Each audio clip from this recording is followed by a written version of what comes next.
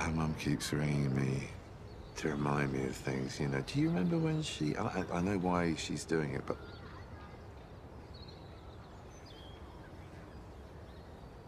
I don't want her turned into a series of anecdotes because it just reminds me that she's gone. But she is gone. Yeah, but if I'm lucky once or twice a week, I think she's going to be back in a minute. She's going to be back. Hi, I'm Elise Chaffins, and I'm here today with Dylan Southern, the director of The Thing with Feathers, coming to theaters November 28th. Thank you so much for joining me today. I appreciate it. Thank you for having me. Nice to meet you. Absolutely. Can you talk about how you came across the Max Powell novel and just the process of adapting it? Yeah, I mean, I came across it because a very good friend of mine sent it to me the week it came out, and just said, I think you'll love it. No thought that I might ever want to turn it into a movie. He just knew my taste, and he said, I think you'll love this book.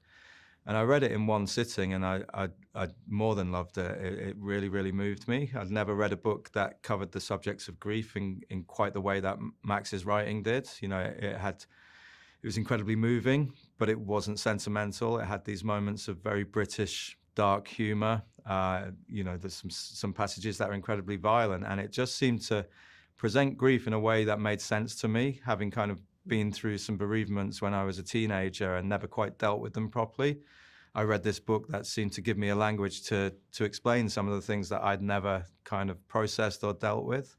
And it just stayed in my head. It sort of burrowed its way into my head. And for 2 weeks, I couldn't stop thinking about it. And I did something quite out of character. I reached out directly to Max and managed to get him to meet me in a coffee shop. And we chatted, and he obviously liked what I had to say. But even though I didn't have a firm plan at that point, he trusted me with his book and gave me the rights to adapt it. And that's where the sort of, you know, the realization that I already realized it would be a tricky adaptation because the book is written in a mix of poetry, prose. It's from 3 different perspectives.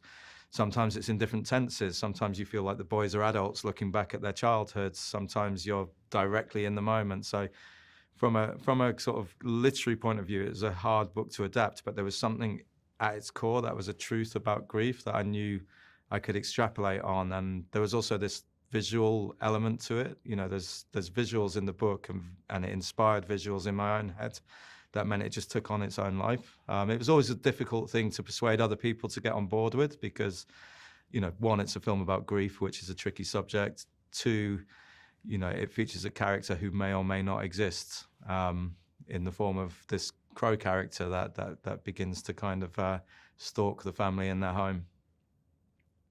Yeah, that was actually something I wanted to ask you about because there have been lately some like a greater number of films about grief, but I really think this one takes a really unique look at it.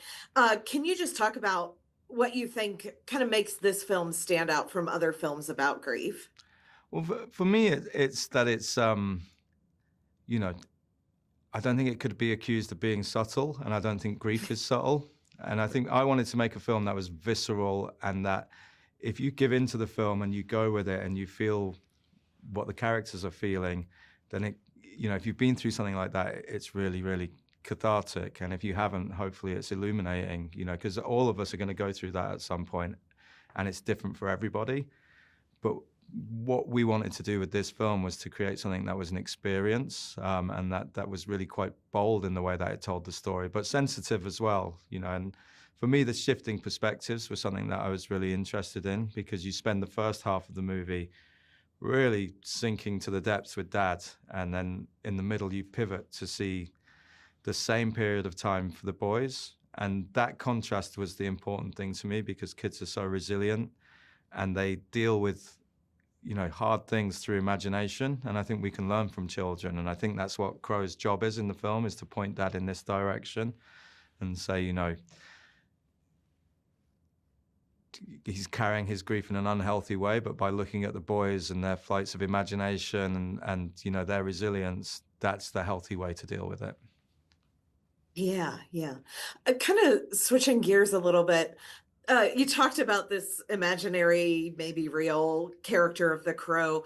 Can you talk even just about the making of the costume and the physical aspects of the crow? Because I think it's just such a unique Yeah. and compelling visual. Yeah, I mean, that was the most fun part of the film for me, was because I think as a director, one of the great things you get to do is sort of curate. And Crow came about from a number of artists who I've admired for a long time. So when I read the book and when I wrote the script, I kept thinking of the work of a sculptor called Nicola Hicks, who is a fantastic sculptor who makes these kind of half man, half beast sculptures using sort of really organic materials like clay and straw, and then she casts them in bronze. And they're really quite fearsome looking creatures. And my dream was to get her to design Crow, and I achieved that. I chased her for a couple of years. She was always in her studio making her next body of work, or she was, in a gallery somewhere. But eventually I sat down with her and she said yes straight away. And she designed this incredible maquette, an 18-inch sculpture of this sort of horrible looking crow with spindly legs and, really quite an ominous presence, but also sort of a bit pathetic looking as well, which is exactly how I'd imagined Crow to be. And then, there was only ever one design for Crow. She delivered that, and I was like, I can't imagine this being improved upon. And so we took that to I always wanted it to be a practical, in-camera, no CGI creature. So we took the maquette to a company called Creatures Inc. and a guy called Connor O'Sullivan, who's worked with Ridley Scott on Alien Covenant and, done all of this incredible work in the past. And going to the studio there was just like a film nerd's dream, because you look around, you see all that, there's a xenomorph costume over there, and there's this sculpture of something else. And I was just nerding out the whole time. But they created this wearable costume for Crow, which was animatronic head, stilts, prosthetics. We had a whole team that had to dress Eric Lampere, the actor who played Crow. Had to dress. It was like watching Formula One. In between takes, they'd come and put the costume on and fix the stilts on, put the head on. And he'd stumble onto set half blind, but then managed to bring this amazing physical performance that just brought more life to Crow. And then the final part was the voice of David Thewlis, which was the voice I heard when I read the book. It was the voice I heard when I wrote the script. And I always just had no one but him in mind. So when he said yes, it just completed it. So Crow is this singular character who is the result of the work of like so many talented artists. And I was just in awe of what they did with him. Yeah, absolutely. Something that I always like to ask people is, obviously you've worked on other films in the past. What did you learn while working on The Thing with Feathers that you would want to take into future projects that you work on? I mean, I would say so much, because I have worked on films in the past, but they've always been documentaries, and particularly music documentaries. So this was my first narrative feature. It was my first time working with actors at this level. I was making a tiny little indie movie. I never expected to get Benedict Cumberbatch, who's worked with Jane Campion, or who's like been on the biggest sets in the world, on Marvel sets, or done Shakespeare on stage in the UK. I was just this documentary maker making his debut narrative film, but he made it so easy for me. And I think what I learned was the importance of just like the set feeling like a happy place to work, because it was a difficult subject, and there would be some scenes that were upsetting for people because maybe they'd recently been through a bereavement, or there were reminders of those things. So it was all about just making sure that